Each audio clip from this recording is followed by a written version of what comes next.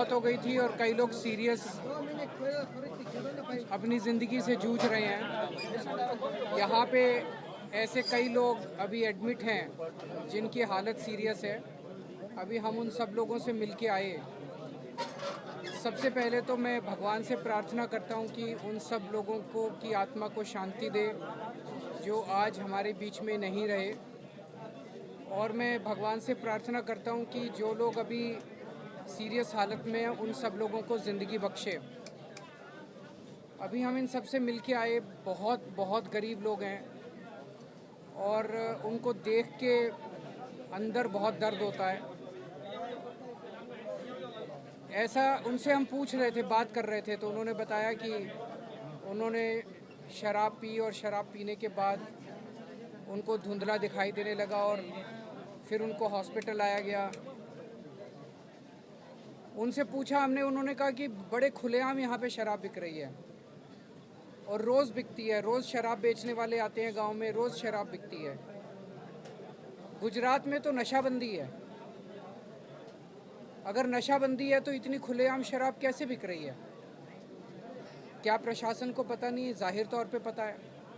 इतने बड़े स्केल के ऊपर गांव-गांव के अंदर इतने सारे गांव के लोग यहाँ आज एडमिट हैं।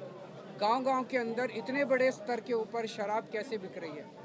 जाहिर तौर के ऊपर उनको राजनीतिक पॉलिटिकल उनको संरक्षण है, उसके बिना नहीं हो सकता। केजरीवाल जी, और लोग कहते हैं कि मीडिया की रिपोर्ट्स के हिसाब से हजारों करोड़ों का धंधा है ये।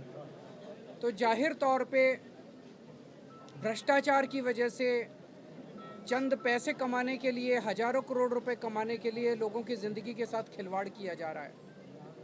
सबसे पहले तो हम ये मांग करते हैं कि जिन लोगों की इस हादसे में मौत हुई है उनको सरकार उचित मुआवजा दे। जो लोग आज अपने हॉस्पिटल के अंदर एडमिट हैं उन लोगों को सरकार उचित मुआवजा दे। और हम मांग करते हैं कि केवल चंद कुछ ऑपरेटर जो हैं, जो बेचने वाले हैं, उनको पकड़ने से नहीं होगा।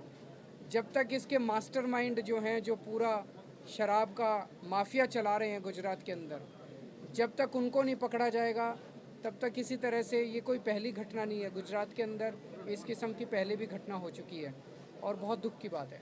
केजरीवाल जी, 32 लोगों की मौत हो चुकी है। अभी भावनगर की सर्टी हॉस्पिटल में 66 लोग सारवार के नीचे है। अभी यहाँ और बढ़ सकता है। ये वो राज्य है जहाँ पे दारू बंदी है, फिर भी ये लट्ठाकांड की वजह से इतने लोगों की मौत हो चुकी है।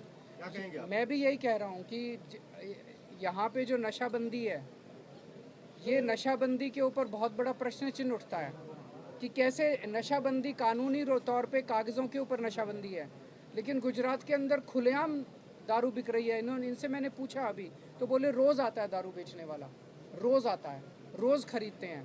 तो इतने बड़े स्तर के ऊपर गांव-गांव के अंदर, शहर-शहर के अंदर और हर तरह की दारू बिकती है। आप जो मर्जी दारू ले लीजिए। तो ये नशाबंदी एक बहुत बड़ा, ऐसा लगता है कि बहुत बड़े अंडर कवर इलीगल दारू के व्यापार को चालू रखने के लिए और उससे पैसा कमाने के लिए एक तरह से कवर दिया हुआ उसको। ये पूरा नशा सरकार के प्रवक्ता ने अभी बोला है कि वो दारू से नहीं, ये केमिकल से भरे हुए लोग हैं। ये तो दारू, वो तो जो आया था दारू दे के गया था, उस दारू के अंदर किसी ने अगर केमिकल मिलाया था। पहली चीज़ तो यही उठती है कि दारू बिक कैसे रही है? अगर नशाबंदी है तो दारू बिक कैसे रही है? उनको इस चीज़ का जवाब, गुजरात सरकार को इसका जवाब तो देना पड़ेगा। और अगर उस दारू के अंदर केमिकल मिला हुआ था तो ये तो और भी बड़ी सीरियस बात है।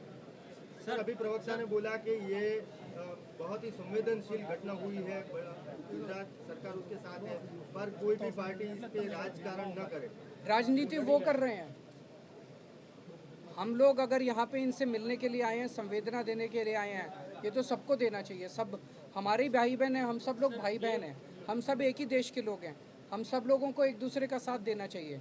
लेकिन अगर ऐसे राज्य में जहाँ पे नशाबंदी है कागज़ों के ऊपर और वहाँ जम के दारू बिक रही है, ये राजनीति है, ये भ्रष्टाचार की राजनीति है, ये लोगों की जान से खेलने की राजनीति है। सर, आपका क्या विजन हो सकता है अगर नशाबंदी पर? आपका क्या विजन है? अगर हमारी गुजरात में सरकार बनी, हम इसको सख्ती से लागू करेंगे, क्योंकि हमारी ईमानदार पार्टी है, हम ईमानदारी से चलाते हैं।